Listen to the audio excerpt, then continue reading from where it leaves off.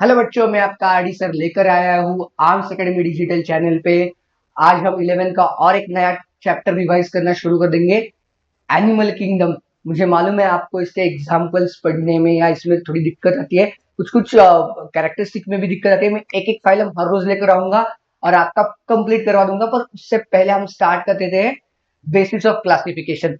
देखो, क्लासिफिकेशन करना जरूरी क्यों है? हमने लिविंग वर्ल्ड में आपने थोड़ा सा बायोलॉजिकल क्लासिफिकेशन में देखा हुआ है, पढ़ा हुआ है। अब हम एनिमल का, स्पेसिफिकली एनिमल किंगडम का क्लासिफिकेशन करते वक्त क्या क्या करें, क्राइटेरिया यूज करते हैं, वो मैं बताने वाला हूँ। जो एनसीईआरटी में दिए वो मैंने प्रायोरिटी पे दिए। एक दो ऐसे क्राइटेरिया है जो एनसीईआरटी में दिए हैं, बट वो टेक्स्ट में दिए है या फाइलम के कैरेक्टरिस्टिक में दिए है, जिसका मीनिंग मैंने आपको यहाँ पे ही दिया हुआ है ताकि आपको अंडरस्टैंड करने में आसानी हो जाए। चलो, let's begin. So let's begin from the basis of classification. First criteria or first basis that we use for the classification is level of organization। देखो, लेवल ऑफ ऑर्गेनाइजेशन मतलब क्या?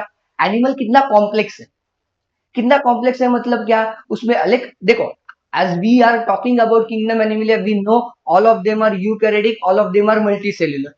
पर ये multicellular है, बट फिर भी उसमें कॉम्प्लेक्सिटी कितनी है?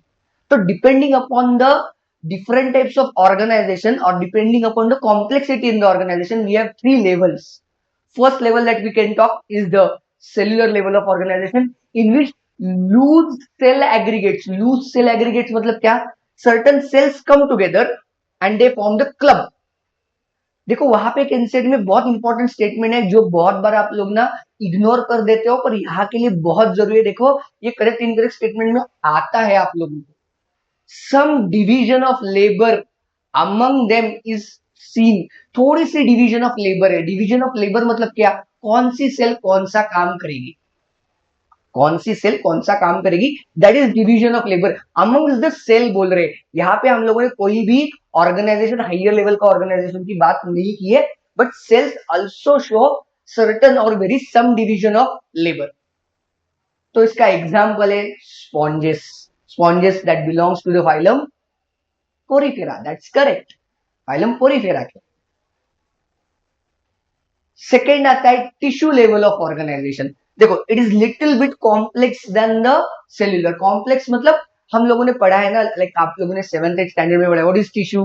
The group of cells. अब मैंने जब 11th में आया तब मैंने आप लोगों को बताया कि group of cells performing similar function, having same origin, some extra cellular material, like that forms the tissue.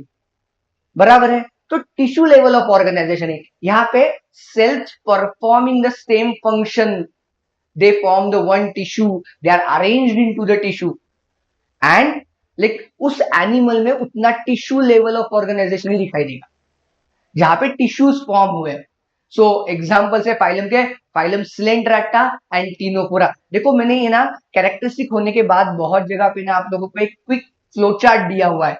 आप वो फ्लो चार्ट करके जाओगे ना तो आपके आंसर्स भी हो जाएंगे। यहाँ पे समझ लो मीनिंग, वो flow chart will help you to answer the questions. Okay, then comes the organ level of organisation. उसके बाद आता है organ level of organisation. Tissues are group together into organs. सब ये different tissues, they will come together to form one organ, and each organ is specialise for the particular function. जैसे human के case में एक organ होता है, जैसे heart है, heart is one organ, stomach is one organ. हर एक का अपना अपना स्पेसिफिक फंक्शन है, आप लोगों को मालूम है। हाँ, so that forms the organ level. इस ऑर्गेनिजम्स में सिर्फ ऑर्गन दिखाई देंगे।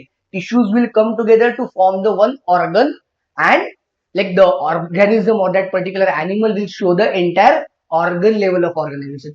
एग्जाम्पल क्या है इसका? देखो, फाइलम प्लैटीहेलमिन्थिस का एग्जाम्पल है। फाइलम प्लैटीहेलमिन्थिस हम एक एक फाइलम देखने वाले हैं, so don't worry about it. मैं वहां पे भी आपको एक बार ये रिवाइज करवा कर दूंगा, पहले ही अपनी लाइक बेसिस अंडरस्टैंड कर लेते।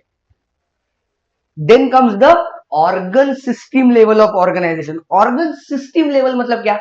नाउ एक पर्टिकुलर फंक्शन के लिए मल्टीपल ऑर्गन्स है, and they work together to to carry out that one function. मतलब कैसे? जैसे हमारी डाइजेस्टिव सिस्टम है ह्यूमंस की। हाँ, सो ह्यूमन डाइजेस्टिव सिस्टम में oesophagus, stomach, small and large intestine, rectum, anus, liver, pancreas, ऐसे बहुत सारे ऑर्गन्स एक साथ and all together they perform one function that is digestion and absorption of food. बराबर है। So here organ system of organization मतलब क्या? Organs have associated to form the functional system. Multiple organs related with or concerned with one function, they will come together and they will form the one system. This is called as organ system level of organization. Each system is concerned with a specific physiological function. जैसे मैंने बोला digestive system है, circulatory system है, excretory system है, like nervous system है, ऐसे multiple organs have come together to form the one physiological functioning of that system. अब इसका एग्जाम्पल कौन कौन है देखो, Aschelminthes, Annelida, Arthropoda, Mollusca, Echinodermata, Hemichordata, and Chordata. आप लोग देख सकते हैं कि मल्टीपल फाइला आर और they show the organ system level of organisation. Multiple phyla है इसमें, एक या दो ही नहीं है, कॉम्प्लेक्स है, मोस्ट कॉम्प्लेक्स है ना। देखो मैंने बोला ना आपको एंड में मैंने एक फ्लो चार्ट दिया है, सिर्फ देख लो यहाँ पे मैंने जो पढ़ाया है वही है। आपको ऐसा अगर आपने फ्लो चार्ट बनाकर कहीं पे चिपका दिया तो आपके इस पे आने वाले सारे क्वेश्चन सही हो जाएंगे। देखो ऊपर मैंने सेलुलर लेवल दिया है, यहाँ पे टिश्यू लेवल दिया है, यहाँ पे ऑर्गन लेवल दिया है, यहाँ पे organ system level of organisation दिया है। देखो यहाँ पे और उसके फाइला के लिस्ट दिए, बस बाकी कुछ भी नहीं, सिर्फ इतना एक फ्लो चार्ट है। नेक्स्ट क्राइटेरिया आता है अपना बेसिस ऑफ क्लासिफिकेशन में, that is symmetry. Symmetry becomes a very important criteria for classifying the animals into the different like और the classification के लिए बहुत जरूरी है। First type of symmetry like actually it is an asymmetrical, मतलब ये symmetry नहीं है। Any plane passing through the centre of an animal does not divide the body into equal half. कैसे भी आप उसको कट करने की कोशिश कर लो, it will not form any identical halves, कहीं से भी नहीं बनेंगे, कौन से भी सेंटर से पास होना जरूरी है। इसका यूनिसेल्युलर का एग्जांपल लेता हूं, मुझे मालूम है that is not an animal kingdom का एग्जांपल है, बट अमीबा है। एनिमल किंगडम में हम लोग देखेंगे, जैसे पोरीफेरा मैंने वहां पे लिखा हुआ भी है, पोरीफेरा में कुछ एनिमल्स आते हैं that show the asymmetric nature. हाँ, like you try to cut in any plane but they will not show the equal. Then second type of symmetry आती है जहां पे आप सिमेट्री, मतलब पहला तो असिमेट्रिकल था, अब सिमेट्री में अलग अलग टाइप्स आते हैं। जैसे यहाँ पे दिया है मैंने radially symmetrical, radially symmetrical, this is something different and this is very important. Any plane passing through the central axis divides body into two identical halves. अगर any plane passing through the central axis divides the body into two equal halves, ऐसे phyla और ऐसे animals को हम बुलाते हैं they show the radial symmetry. देखो यहाँ पे मैंने एग्जांपल दिया हुआ है आपको हाइड्रा का। हाँ, हाइड्रा कौन से फाइलम को बिलोंग करता है वो हम बाद में देखेंगे, पर यहाँ पे देखो उसके तीन प्लेन्स दिखाए यहाँ पे आप लोगों को, आप देख सकते हो। तो देखो मैं तीन अलग अलग कलर से उनको हाईलाइट कर देता हूं ताकि आपको एक बार विजुअली अच्छे से समझ में आ जाए। देखो ये पहला प्लेन है,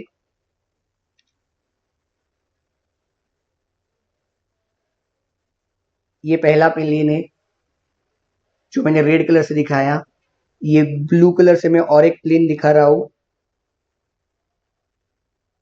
और थर्ड प्लेन है जिसको मैं येलो कलर से दिखा रहा हूं, जो आपको सिर्फ लाइन जैसे दिख रहा है क्योंकि वो सामने से है ना, तो सिर्फ लाइन दिख रही है आप लोगों को।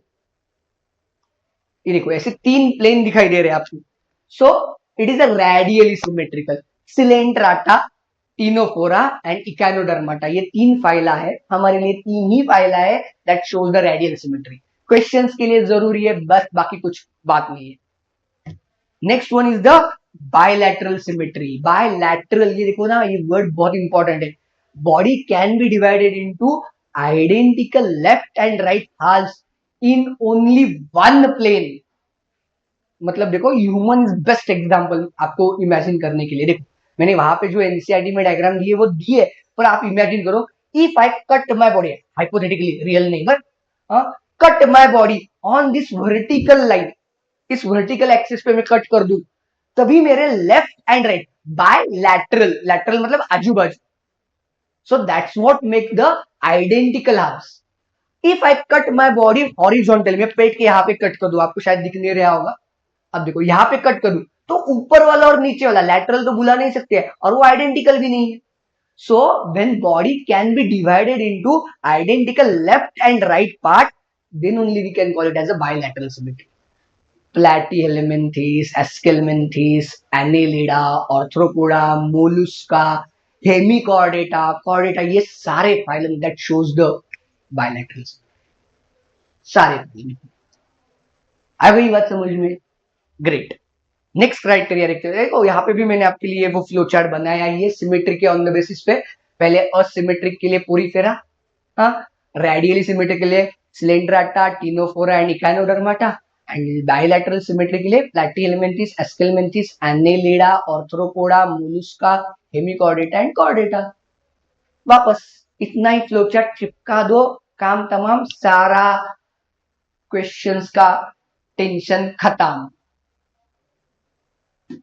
थर्ड क्राइटेरिया आता है, ये है इंपॉर्टेंट. आप देखते हैं हम जर्म लेयर्स. अब जर्म लेयर का मतलब समझ लेते हैं पहले. जर्म लेयर्स मतलब क्या? ड्यूरिंग द एम्ब्रियोनिक डेवलपमेंट, कोई भी एनिमल जब एम्ब्रियोनिकली डेवलप होता है तो कितनी इनिशियल लेयर्स बनती है. अगर 2 ही लेयर से वो एनिमल बनता है तो हम उसको बुलाते हैं डिप्लोब्लास्टिडाई. 2 डिप्लोडाई. ओके, सो यहाँ पे क्या है? Only 2 embryonic layers, ectoderm which is outer and एंडोडम which is inner. वहां पे एक बहुत इंपॉर्टेंट स्टेटमेंट है, आपको डायग्राम में भी दिया गया है, उस पर क्वेश्चन के साथ मैं बताता हूं. There is undifferentiated layer mesoglea. Undifferentiated का मतलब क्या होता है बताओ मुझे, कमेंट करके बताओ मुझे. What do we mean by undifferentiated layer? हाँ, इसका आंसर मुझे आप कमेंट में दोगे. इसके 2 फाइला है, सिलेंट्राटा एंड टिनोफोरा. इन दोनों के लिए बारे में बात करेंगे हम. Coelenterata and Ctenophora, they show the diploblastic nature. भाई in case of triploblastic they have 3 embryonic layers. यहाँ पे 2 थी, यहाँ पे 3 है, मतलब इसलिए इसको ट्रिप्लो ट्राई बुला रहे. और कौन कौन सी है देखो ना, एक्टो एंड एंडो तो है ही, एडिशनल मीजोडर्म आ गई दोनों के बीच में. मीजो मिडल, एक्टो मतलब आउटर थी, एंडो मतलब इनर है, दोनों के बीच में, इसलिए मिडल लेयर, इसलिए उसको मीजो बुलाते. Platyhelminthes, Aschelminthes, Annelida, Arthropoda, Mollusca, Echinodermata, Hemichordata and Chordata, ये सारे फाइला है that shows the triploblastic layer. देखो बहुत इजी है. अब ना इसकी डायग्राम्स भी है आपको एनसीईआरटी में, उसके साथ देख लेना. आपको वहां पे एक मीजोग्लिया दिए डायग्राम के बीच में, मिडल में रेड कलर की लेयर, वो आप मुझे बताओगे, इसलिए मैंने यहाँ पे ऐड नहीं किया. मुझे बताओगे what do we mean by undifferentiated layer. Fourth cavity, fourth characteristic है, सॉरी, सीलोम. सीलोम इस वर्ड का मतलब है कैविटी. हम बायोलॉजी में बहुत जगह पे सीलोम, सील, ये वर्ड यूज करते हैं, COEL, सील, बहुत जगह पे यूज करते हैं. तो उसका मतलब है कैविटी, एम्प्टी स्पेस. अब biological classification in case of animals, presence और absence ऑफ बॉडी कैविटी और the cavity between the body wall and gut wall. Gut wall मतलब क्या? Alimentary canal. गट वॉल का मतलब क्या है? Alimentary canal. इन दोनों के बीच में एम्प्टी स्पेस है या नहीं है, ये क्राइटेरिया हम देखो. जैसे मैंने यहाँ पे डायग्राम में आप लोगों को दिखाया है, ये व्हाइट कलर की दिख रही है वो बॉडी वॉल है, मैंने लेबल भी वैसे ही किया है. अंदर की रेड कलर की दिख रही है वो एलिमेंट्री कैनाल है, that is an alimentary canal. और उन दोनों के बीच में अगर एम्प्टी स्पेस है तो उसको हम सीलोम बुलाते हैं, दैट इज बॉडी कैविटी. हाँ, बात समझ में आ रही है? बॉडी कैविटी का मतलब क्या समझ में आया, कहां पे प्रेजेंट होनी चाहिए. अब एक बात सोच लो, like the animal that show tube within the tube body plan. Tube within the tube मतलब क्या? ये बाहर की ट्यूब है बॉडी वॉल की, उसके अंदर और एक ट्यूब है एलिमेंट्री कैनाल. ऐसे जो है उनके लिए हम लोग ये क्राइटेरिया यूज करेंगे. चलो देखते हैं हम इसमें क्या क्या बनते हैं. First type of animals are coelomates, या उनको हम AKA, मैंने बहुत बार बताया, अल्सो नोन एज AKA, ये मैंने मतलब बहुत बार यूज भी किया, आप लोग अब यूज टू बी और also known as eu coelomates. Eu का मतलब मैंने बहुत बार बताया, क्या होता है बताओ, कमेंट में बताओ. चलो, what do we mean by eu? EU कहाँ यूज करते हैं? हमने देखो यू कैरियोट के वक्त भी देखा हुआ है. हाँ, तो यू सीलोमेट, यू का मतलब मुझे बताओ, तब मैं आपको रिप्लाई करूंगा. Body cavity is lined by the mesoderm. When the body cavity is present and it is lined by the mesoderm. आप यहाँ पे डायग्राम में देखो, ये बहुत इंपॉर्टेंट है, मैं इसमें एक ना क्वेश्चन पूछने वाला हूं आप लोगों को, तब मुझे आप उसका जवाब दे देना। हाँ, ये देखो, ये बाहर की लेयर दिख रही है ब्लू कलर की, but obviously that is ectoderm. अंदर की ये ग्रे कलर की दिख रही है, दैट इज एंडोडर्म। और इसके बीच में ये रेड कलर की दोनों लेयर्स दिख रही है, दैट इज मेसोडर्म। एंड ये बीच में जहां पे सीलोम ऐसे एनसीईआरटी मैंने वर्ड यूज किया है, that is nothing but the body cavity. Now this body cavity is present and it is lined by the mesoderm, that's why these are coelomates or eucoelomates। मुझे आप सब लोग बताओगे what do we mean by you। Second type of animals आते हैं pseudocoelomates. Pseudo का मतलब सब लोगों को पता है, फिजिक्स में पढ़े हैं, बहुत जगह पे पढ़े। सूडो का मतलब फॉल्स, आपकी जेनजी लैंग्वेज में तो ये बहुत कॉमन आता है सूडो, बराबर है। तो सूडोसिलोमेट्स, सूडो मतलब फॉल्स सिलोमेट्स। फॉल्स का मतलब क्या, मतलब आइदर इट इज प्रेजेंट होनी चाहिए, एब्सेंट होनी चाहिए। फॉल्स मतलब क्या, सुनो, in some animals body cavity is not aligned by mesoderm. तो आप बोलोगे सर तो मेसोडर्म एब्सेंट बोल दो ना, नहीं, ऐसे नहीं है, मेसोडर्म एब्सेंट नहीं है, but it is, that is mesoderm is present as scattered pouches between ectoderm and endoderm. देखो, किसने कर दिया मजा, हुआ क्या, उसने बॉडी कैविटी को कंप्लीटली लाइन, मतलब लेयर तो बना ही नहीं। तो हम लोगों को लगा कि चलो ये एब्सेंट ही है, एब्सेंट नहीं है। इसने क्या कर दिया, it is present mesoderm, but it is present as a scattered pouches, ऐसे ऐसे ऐसे फैले हुए। तो बॉडी कैविटी जहां पे है वहां पे अगर ये स्कैटर्ड पाउचेस है तो उसको बुलाएंगे ये प्रेजेंट भी है या एब्सेंट भी है, समझ में ही नहीं आ रहा। एब्सेंट तो बुला नहीं सकते पूरा, बट प्रेजेंट है तो पूरी बॉडी कैविटी को लाइन भी नहीं कर रही है, इसलिए उसको बुला दिया सूडो, टू फॉल्स है, बराबर है। And there is only one phylum that shows the pseudocoelom, that is aschelminthes. देखो, ये क्वेश्चन के लिए जरूरी है आपको समझने के लिए, क्वेश्चन में बहुत बार पूछा जाता है सूडोसिलोमेट्स। हाँ, सूडोसिलोमेट के बारे में क्वेश्चन आता है, तो like that is Aschelminthes. Aschelminthes के तीन ही एग्जांपल है, आपको ज्यादा हैवी नहीं, तो उन तीनों में से एक ऑप्शन में जो दिखेगा वो क्वेश्चन पढ़ लो पहले, सूडोसिलोमेट कौन है पूछा है तो इन तीनों में से एक को टिक कर दो, आपका 10 सेकंड के अंदर question solve, correct question solve. चलो, ये देखो, यहाँ पे देख लो, ये बाहर की आप लोगों को ब्लू कलर की एक्टोडर्म, ग्रे कलर की एंडोडर्म, बीच में कैविटी है, पर बीच में देखो ना ये रेड कलर के छोटे छोटे पैचेस दिख रहे, पाउचेस दिख रहे। So it is pseudocilum. It is not completely absent, not completely, or it is not either completely lining the coelom or the cavity. और उसके बाद आते हैं third type, that is acoelomates, animals in which body cavity is absent। Body cavity ही नहीं है, हाँ, body cavity नहीं है। अब आप बोलोगे सर बीच में तो दिख रही है कैविटी, जैसे ये तो गट वाली है ना, ये गट वाली कैविटी है। आपको अगर पहली डायग्राम मैंने जो दिखाई उसका उसका सेक्शनल व्यू ऐसे दिखेगा, ये तो गट वाली है। तो इसमें तीन लेयर्स है, कौन कौन सी, एक्टोडर्म है, अंदर वाली एंडोडर्म है, बीच में मेसोडर्म है, पर कैविटी ही नहीं है। अब आप लोगों के लिए मैं बता देता हूं, एक क्वेश्चन भी है और उसका आंसर के लिए मैं बताऊं कि एक ही फाइलम है विच इज ट्रिप्लोब्लास्टिक, तीन लेयर्स है ना, तो triploblastic and acoelomate, that is Platyhelminthes. 2021 के नीट में एक क्वेश्चन था, triploblastic acoelomate animals are exemplified by. बहुत लोगों ने यहाँ पे गलती की, आम सॉलों ने नहीं की, पर बहुत लोगों ने यहाँ पे गलती की। Triploblastic acoelomate animals are exemplified by, example में प्लानेरिया था, Planaria belongs to प्लेटेलमेंथिस।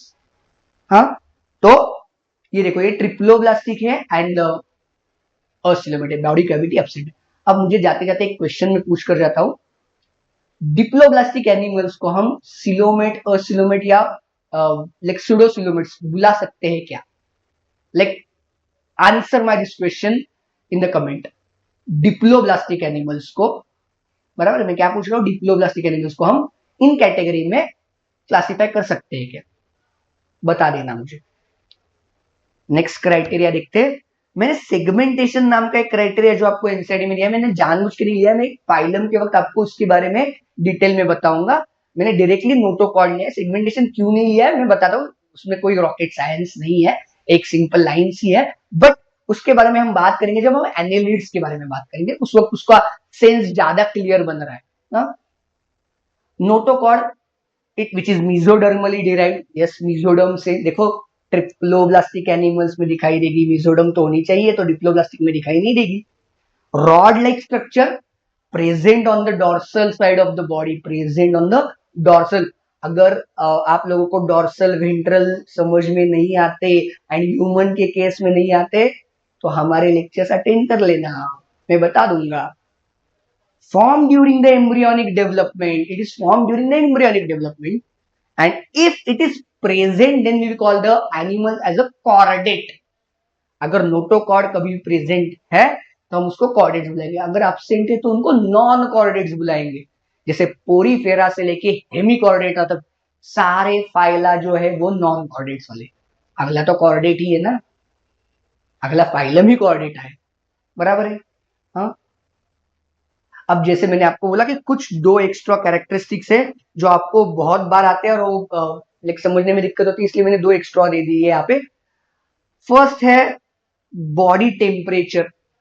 Animals like higher animals के लिए हम लोग यूजुअली यूज करते हैं, कॉर्डेट्स के लिए यूज करते हैं like poikilothermous which are also known as cold blooded animals and homeothermous which are also known as warm blooded animals, cold blooded and warm blooded. और पोइकिलोथर्मिक भी आता है, थर्मस, होम्योथर्मस या होम्योथर्मिक ऐसे भी आते हैं।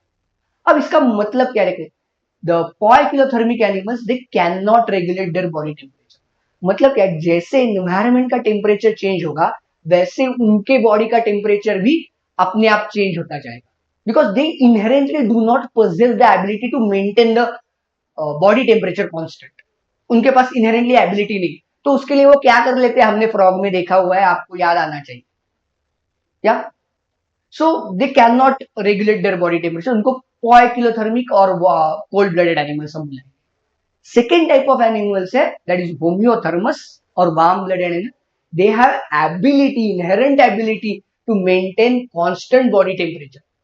मतलब एनवायरमेंटल टेम्परेचर का उनके बॉडी टेम्परेचर पे इतना ज्यादा इंपैक्ट नहीं, ठंड पड़ गई तो इमीडिएटली वो कोल्ड नहीं हो जाएंगे, गर्मी हो गई तो इमीडिएटली वार्म नहीं हो जाएंगे या हॉट नहीं बन जाएंगे। Like they have inherent ability to maintain their body temperature, जैसे ह्यूमंस है। Aves and mammals are the only two classes that those are homeotherms. Like Pisces, आप पकड़ लो, amphibians, reptiles, all of them are poikilotherms. So only aves and mammals, they have inherent ability to maintain the constant body temperature that doesn't change with respect to the change in environment or the change in temperature in environment. आई बात समझ में? सो इतने criteria है। और एक important criteria था that is nature of development. ये देखो ना, ये आपको बहुत जगह पे ना कैरेक्टरिस्टिक में आ जाता है, इसलिए मैंने यही पे दे दिया। आइदर डेवलपमेंट मतलब एम्ब्रियोनिक डेवलपमेंट कैसे हो रही है, इनडायरेक्ट टाइप ऑफ डेवलपमेंट जिसको बुलाते हैं दैट शोज द मेटामॉर्फोसिस। आप बहुत बार भूल जाते हो उसको। मेटामॉर्फोसिस जब दिखाता है एनिमल मतलब उसका लार्वल स्टेज होगा and larva will turn into the adult. This process is called as metamorphosis, and like the animals that show the metamorphosis are, they show the indirect type of development, and here larva is different than the adult. इसका एक best example लेता हूं जो आपने शायद देखा भी होगा और हमने ऑलरेडी पढ़ा भी है। इसका बेस्ट एग्जांपल है फ्रॉग का tadpole. Tadpole is the larval stage, it is a fish like animal ना। टैडपोल कंप्लीटली एक्वेटिक है, बराबर है, but adult frog it is not completely aquatic and it doesn't look like a fish also. So larva is completely different than that. So indirect development poriferans दिखाते हैं, like they show the indirect development। ऐसे बहुत सारे phyla के examples है जहां पे indirect development दिखाई देगी आप, बराबर है। एंड डायरेक्ट है no metamorphosis, direct development like initial, like embryo to adult directly। तो humans are the best example of direct development। Aves also are the best example of direct development, they do not show the metamorphosis, यहाँ पे कोई larva नहीं बनता। I hope you have understood this These all were the some important criteria for the classification of animals. Thank you very much. Stay tune, stay connected में एक एक file है, characteristic, उसके आने वाले क्वेश्चंस सब कुछ लेकर आने वाला हूं आपके लिए. Thank you.